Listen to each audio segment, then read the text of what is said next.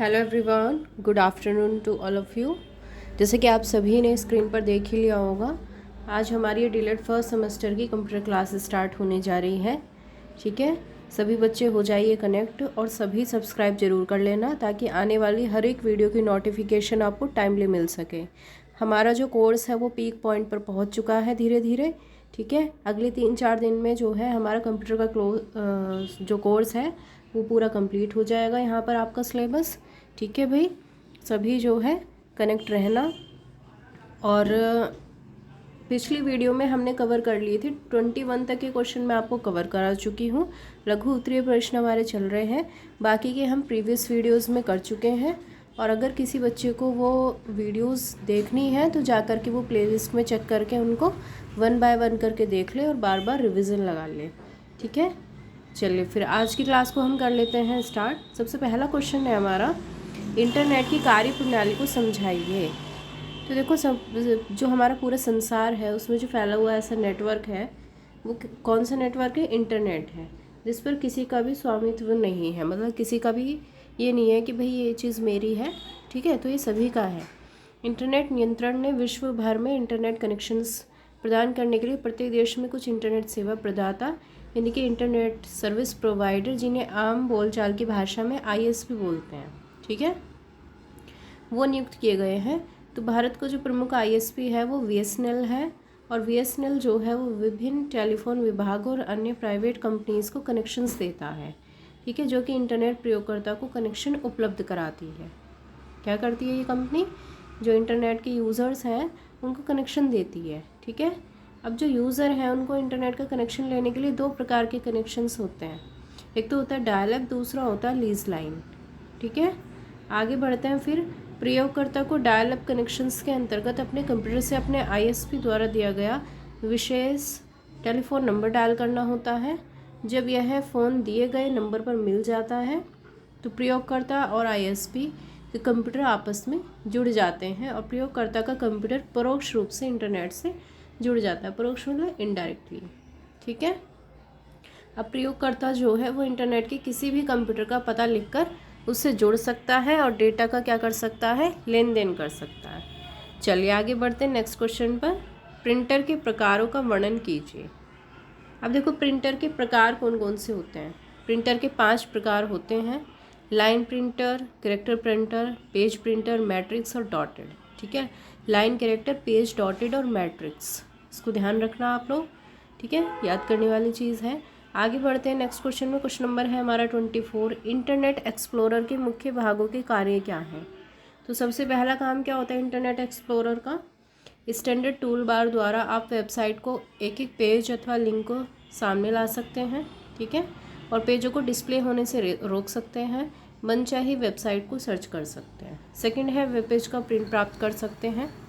Third है हमारा home page को निर्धारित कर सकते हैं। फोर्थ है ब्राउजिंग हिस्ट्री कस्टमाइज़ कर सकते हैं और ईमेल की सुविधा को निःशुल्क प्रयोग कर सकते हैं। क्लियर है इंटरनेट एक्सप्लोरर के फंक्शन। आगे बढ़ते हैं फिर। क्वेश्चन नंबर है 25, फेसबुक की सोशल नेटवर्किंग के क्षेत्र में क्या भूमिका है? अब देखो, फेसबुक के बारे में मुझे नहीं लगता कोई भी ना जानता हो। ठीक है, सभी यूज़ करते हैं फेसबुक को, जिसमें इसमें क्या होता है इंटरनेट के ज़रिए मित्र बनाने का, संदेश भेजने का कार्य किया जाता है। जो आपके फ्रेंड्स होते हैं आपको फ्रेंड रिक्वेस्ट भेजते हैं और व्यक्ति द्वारा अपने मोबाइल फ़ोन पर इसे डाउनलोड करके अपना अकाउंट बड़ी सरलता से बनाया जा सकता है। बिल्कुल, अगर किसी को फेसबुक जो है चलाना है तो वो क्या करता है, प्ले स्टोर से इसको इंस्टॉल करता है, देन अकाउंट बनाता है, उसको चला सकता है और उस अकाउंट की मदद से किसी सूचना या संदेश को जन सामान्य तक अपने फेसबुक पेज पर अपलोड करके भेजा जा सकता है। अगर उसको कोई इन्फॉर्मेशन शेयर करनी है पब्लिकली तो वो क्या कर सकता है, अपने फेसबुक पेज को बना के उसको पब्लिकली उसमें डाल के इन्फॉर्मेशन शेयर कर सकता है सबके साथ। चलिए आगे बढ़ते हैं। सोशल नेटवर्किंग क्या होती है? सोशल नेटवर्किंग भी सभी को पता है। इसमें वो सभी क्षेत्र आ जाते हैं जो एक साधारण व्यक्ति का सामाजिक परिवेश होता है। व्यक्ति जो पॉपुलर वेबसाइट्स और वेब पेज के माध्यम से जन सामान्य से जुड़ता है अथवा सूचना और संदेशों को आपस में फैलाते हैं तो ये कहलाती है सोशल नेटवर्किंग साइट। ठीक है, लाइक फेसबुक है और आपका ट्विटर है। ठीक है, कोई भी बच्चा नहीं है जो इसके बारे में नहीं जानता हो। आगे बढ़ते हैं नेक्स्ट क्वेश्चन पर। क्वेश्चन नंबर है हमारा 27, फ्लॉपी डिस्क से आप क्या समझते हैं? अब देखो फ्लॉपी क्या होती है, ग्रामोफोन रिकॉर्ड की तरह प्लास्टिक की बनी गोल प्लेट होती है, बहुत ज़्यादा फ्लेक्सिबल होती है, इसीलिए जो है फ्लेक्सिबल होने के कारण ही इसका नाम क्या पड़ा था, फ्लॉपी नाम पड़ा इसका। ठीक है, हाँ। फ्लॉपी पर मैग्नेटिक ऑक्साइड की परत चढ़ी होती है, इसी मैग्नेटिक ऑक्साइड की परत के कारण इस प्लास्टिक पर आंकड़े संग्रहित किए जा सकते हैं। आगे बढ़ते हैं, फिर आगे देखिए क्या कह रहा है ये। यह प्लेट मोटे प्लास्टिक के खोल में बंद रहती है ताकि प्लेट को कोई नुकसान न पहुंच सके, और फ्लॉपी सूचनाओं संग्रहण, अध्ययन और स्थानांतरण का कार्य करती है। ठीक है, आगे बढ़ते हैं। हार्ड डिस्क ड्राइव से आप क्या समझते हैं? क्वेश्चन नंबर है हमारा 28। देखो हार्ड डिस्क ड्राइव क्या होती है, फ्लॉपी क्या होती है, सॉफ्ट होती है, इसलिए उसका नाम ही रखा गया है फ्लॉपी। ठीक है, अब हार्ड डिस्क क्या होती है यह फ्लॉपी डिस्क के समान होती है, लेकिन आकार में बहुत ज़्यादा बड़ी और तीव्र गति से चलने वाली होती है। ठीक है, यह कंप्यूटर में स्थायी रूप से लगी रहती है और इसलिए इन्हें फ्लॉपी डिस्क के समान इधर उधर नहीं ले जाया जा सकता है।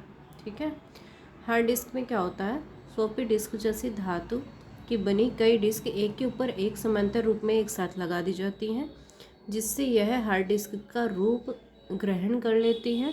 इसमें ऊपर और नीचे की लेयर को छोड़कर क्या होता है, प्रत्येक सतह पर डाटा लिखा जाता है और डाटा अपनी सतह पर लगातार जो डिस्क है वो अपनी सतह पर लगातार घूमती रहती है। क्लियर है सभी को? चलिए आगे बढ़ते हैं, ईमेल को समझाइए।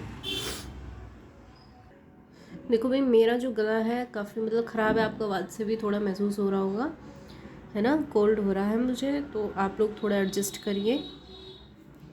देखो मुझे इतनी दिक्कत होने के बावजूद भी मैं आप लोगों के लिए क्लास रिकॉर्ड करती हूँ, और जब आप लोग बिल्कुल भी सपोर्ट नहीं करते हैं तो बिल्कुल अच्छी फीलिंग नहीं आती है।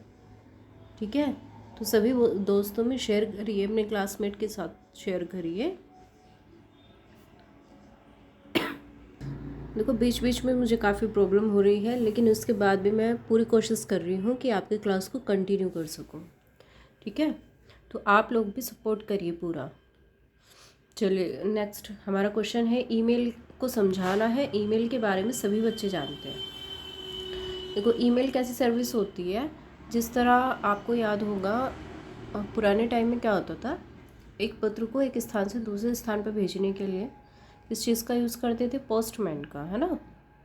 तो उसी तरह क्या होता है, कंप्यूटर में भी एक पत्र जैसा ही कह दो एक सुविधा होती है, तो उसको अगर एक स्थान से दूसरे स्थान पर भेजना होता है तो उसको हम बोलते हैं ईमेल। क्लियर है? ईमेल द्वारा संदेश को संप्रेषण के अन्य साधनों की अपेक्षा अधिक तेजी से और एक स्थान से दूसरे स्थान पर संप्रेषित किया जा सकता है। यह लिखित रूप से आंकड़ों और सूचनाओं को प्रेषित और ग्रहण करने की आधुनिक प्रणाली है। ठीक है भाई, इस प्रणाली के अंतर्गत आंकड़ों और सूचनाओं का प्रेषण और अभिग्रहण इलेक्ट्रॉनिक माध्यम से करते हैं, अतः इस प्रणाली को ईमेल कहते हैं। ईमेल की सुविधा जो है वो इंटरनेट के द्वारा ही होती है। आगे बढ़ते हैं, क्वेश्चन नंबर नेक्स्ट है हमारा 30। इंटरनेट का सामान्य परिचय दीजिए। अब देखो इंटरनेट, मुझे नहीं लगता कोई भी बच्चा इसके बारे में ना जानता हो, है ना, सभी जानते हैं।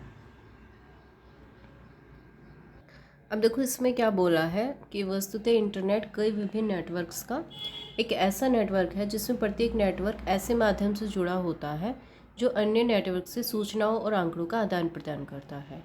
ये माध्यम इंटरनेट सेवा प्रदाता के स्वामित्व में होता है। ठीक है, अब प्रमुख इंटरनेट सेवा कौन सी हैं? सेवा प्रदाता जो हैं GTI, MCI, स्प्रिंट, यूजनेट और अमेरिका ऑनलाइन का ANS। इंटरनेट की शब्दावली में इन माध्यमों को बैकबोन या रीढ़ की हड्डी कहा जाता है।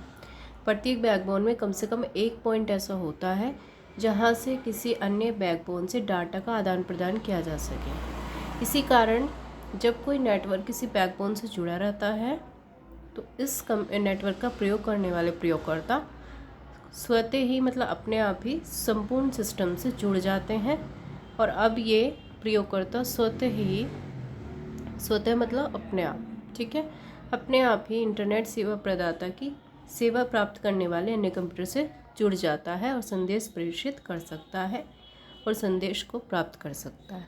इसे ऐसे समझ लो जैसे हम लोगों का नेट ख़त्म हो जाता है और हम क्या करते हैं, दूसरे का हॉटस्पॉट ऑन करके उससे कनेक्ट कर लेते हैं, है ना। तो हम अपनी सूचनाओं को या संदेश को प्रेषित भी कर सकते हैं, प्राप्त भी कर सकते हैं। क्लियर है सभी को? चलिए आगे बढ़ते हैं। नेक्स्ट क्वेश्चन है हमारा, मॉडम क्या होता है। अब देखो, मॉडम होता है मॉड्यूलेटर डीमॉड्यूलेटर, ऐसा उपकरण है, आधुनिक उपकरण है ये, ठीक है। और मॉड्यूलेशन डीमॉड्यूलेशन दोनों प्रकार की प्रक्रिया कर सकता है। तो मॉडम का जो प्रमुख कार्य है वो सिग्नलों का प्रारूप परिवर्तन करना है। इसके अलावा उच्च तकनीक के मॉडम आंकड़ों के संचार में सिग्नलों की शुद्धता संबंधी परीक्षण करना है।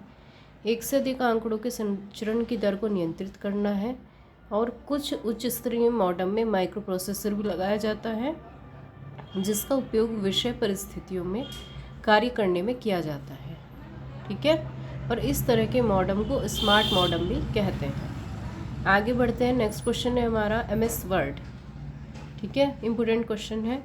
MS वर्ड का सामान्य परिचय दीजिए। तो MS वर्ड क्या होता है, एक एप्लीकेशन सॉफ्टवेयर है। यह प्रोग्राम जो है इसके अवयव हैं।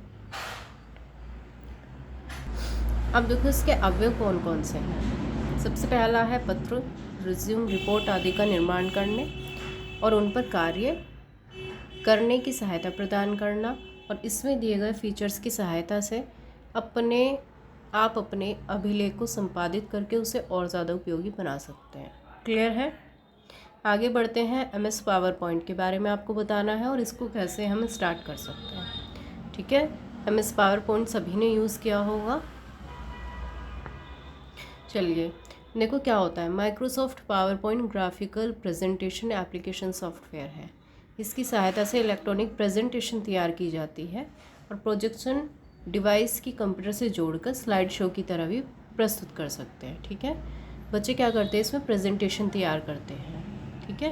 अब पावर पॉइंट को चालू कैसे करते हैं, सबसे पहले स्टार्ट बटन पर क्लिक करते हैं, फिर ऑल प्रोग्राम्स पर, देन माइक्रोसॉफ्ट ऑफिस पर जाते हैं, देन हमें मिल जाता है माइक्रोसॉफ्ट पावर पॉइंट।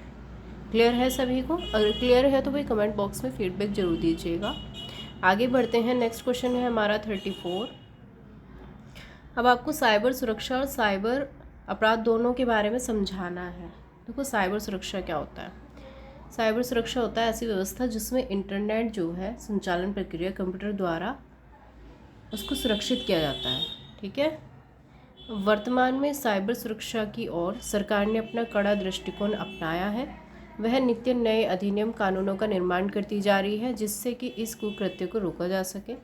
साइबर सुरक्षा को विस्तार रूप से समझने के लिए इसकी जड़ साइबर अपराध को समझना ज़रूरी है। अब देखो साइबर अपराध क्या होता है। इसमें गैर कानूनी काम होते हैं, ठीक है। अब जिसमें कंप्यूटर या तो एक उपकरण या फिर लक्ष्य दोनों हो सकता है। साइबर अपराध पारंपरिक प्रकृति के होते हैं जैसे कि चोरी, धोखाधड़ी, जालसाजी, मानहानि, शरारत और भारतीय दंड संहिता के अधीन है, ठीक है। और कंप्यूटर के दुरुपयोग ने भी आपराधिक गतिविधियों में समाविष्ट होकर नवयुगीन अपराधों के एक स्तर को जन्म दिया है, ठीक है, जिन्हें सूचना प्रौद्योगिकी अधिनियम 2000 द्वारा संबोधित किया जा रहा है। क्लियर है सभी को भी? हाँ, आजकल काफ़ी धोखाधड़ी होती है, कंप्यूटर का डिसयूज़ भी होता है ना। कुछ बच्चे फ़ोन भी रखते हैं तो वो उसका यूज़ भी करते हैं, डिसयूज़ भी करते हैं, ठीक है। ये आपके हाथ में है कि आपको किस चीज़ को किस तरीके से यूज़ करना है, ठीक है भाई। चलिए आगे बढ़ते हैं। क्वेश्चन नंबर नेक्स्ट है हमारा, ऑनलाइन संसार में अवैध धोखों के माध्यम से बेईमानी पर प्रकाश डालिए। अब देखो ऑनलाइन भी काफ़ी ठगी होती है ना। मतलब दुनिया लगी पड़ी है ऑनलाइन के चक्कर में। आपने देखा होगा कई साइट ऐसी होती हैं जहाँ पर आप क्लिक करते हैं, वहाँ पर आपको मतलब दिखाया जाता है कि प्रोडक्ट काफ़ी अच्छे अच्छे हैं, लेकिन आप उसको क्या करते हैं, फंसते वो हैं जो क्या करते हैं, पेमेंट कैसे कर देते हैं, ऑनलाइन कर देते हैं। अरे आपके हाथ में चीज़ आ जाए तभी पेमेंट कर दो ना, ठीक है। तो उसमें क्या होता है, फ्रॉड हो जाता है। तो इन फ्रॉडों से बचने के लिए किसी को भी अपना जो है आपको पैसे बिल्कुल नहीं देने हैं, पे तो बिल्कुल ही नहीं करना है भूल के भी, ठीक है भाई। और बाकी सभी बच्चे समझदार हैं। चलिए देखो, ऑनलाइन आजकल ऑनलाइन सेवा जो है विश्व के अंतर्गत कई प्रकार से उपयोगकर्ताओं के साथ जालसाजी और बेईमानी की जा रही है। अब ये अवैध जो है बहुत तरह के हो सकते हैं। हैकिंग से संबंधित भी हो सकता है, क्रैकिंग से संबंधित भी हो सकता है, लुभावनी अवसरों पर जालसाजी करना। बिल्कुल सही बात है। देखो, हैकिंग तो ऑलमोस्ट सभी बच्चों को पता होगा, ठीक है। तो अपने फ़ोन को जो है ये कह दो कि सुरक्षित रखिए उसको, ठीक है। कुल मिला के अपनी चीज़ों का ध्यान रखिए। मेरा कहने का मतलब पूरी तरह से ये है, ताकि आप फ्रॉड से बच सकें, किसी तरह के फ्रॉड में आप ना फंसें। क्लियर है भाई सभी को? चलिए आगे बढ़ते हैं। एक सेकेंड बेटा, सेकेंड भाई। तो आज हम क्वेश्चन नंबर 35 तक ही रखते हैं, ठीक है। 36 से स्टार्ट कर लेंगे नेक्स्ट क्लास में, ठीक है भाई। हाँ, तब तक के लिए सभी बच्चे जो है रिवीजन लगाइए और बाकी की वीडियोस को वॉच करिए। प्लेलिस्ट में आपकी जो है सारी वीडियोस अपलोडेड हैं, जा कर के उन्हें सभी बच्चे देख सकते हैं, रिवीजन लगा सकते हैं। जो चीज़ें मुझे लगती हैं कि मुझे नोट्स में आपको देनी चाहिए, तो उनको मैं फैक्चुअल नोट्स में शॉर्ट्स में अपलोड कर देती हूँ, वहाँ पर आप देख सकते हैं। चलिए फिर मिलते हैं नेक्स्ट क्लास में। और भाई सब्सक्राइब ज़रूर कर लेना, ताकि आने वाली हर एक वीडियो की नोटिफिकेशन आपको टाइमली मिल सके। मिलते हैं नेक्स्ट क्लास में, तब तक के लिए have a good day, bye bye, thank you so much, take care.